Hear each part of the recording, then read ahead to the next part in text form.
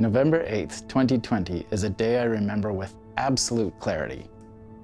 Literally one day I was fine and the next I wasn't. It was a -10 day and it was a sunny day, so there's still some heat from the sun. And I remember that my hands started to hurt quickly. And I got back to the house and my hands were white and blue. And that was probably the biggest indicator to me that there were things that I was not going to be able to do the same way anymore. Before long COVID, I was a lot more active.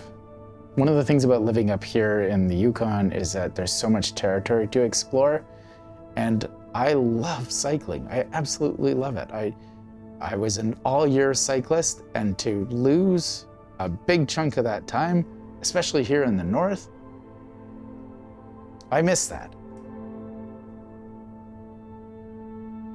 I had been away working in a smaller northern community in a work trip, and I must have contracted something there, but I didn't have any respiratory issues, I didn't have any fever, I didn't have anything that would have made me think, aha, this is COVID.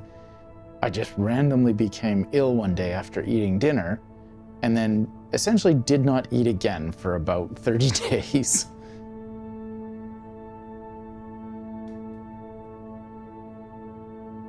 I was mysteriously ill for 8 months.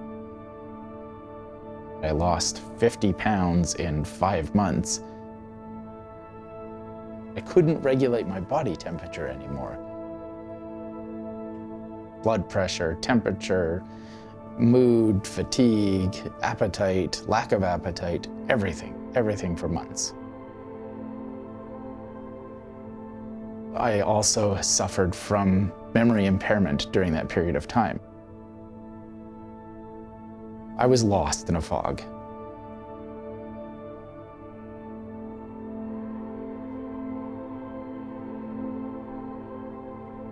The biggest challenge was that there was so little known about COVID at the time, and because we didn't meet the Health Canada criteria or the Yukon criteria for testing, we couldn't get the medical system to test me for COVID.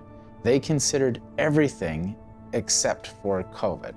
And it was the one test that they wouldn't do, even though we were pointing out that the symptoms that I had at the time were so consistent with so many other people.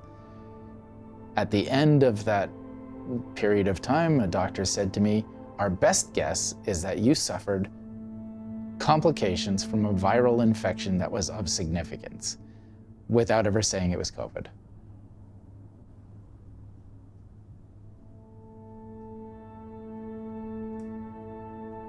I grieve the ability to enjoy the outdoors the way I used to. I grieve being so carefree about being outside and not having to worry about whether or not I can tolerate the conditions. I grieve being in that position of not worrying about whether or not my fingers are warm enough, not worrying about whether or not I'm going to have the energy for that road trip, about whether or not I can portage a canoe for kilometers. I miss those things, and I do grieve the loss of those.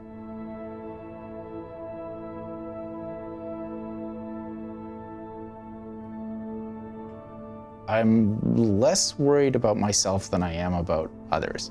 I'm worried about my kids, I'm worried about my parents, I'm worried about my partner, about my family.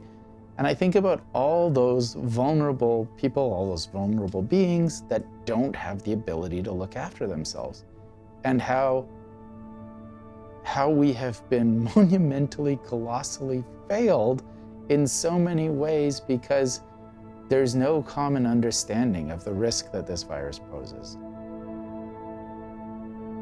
The biggest thing I'd like people to know about long COVID is the fact that everyone is at risk, that we don't have the tools right now to really keep people safe.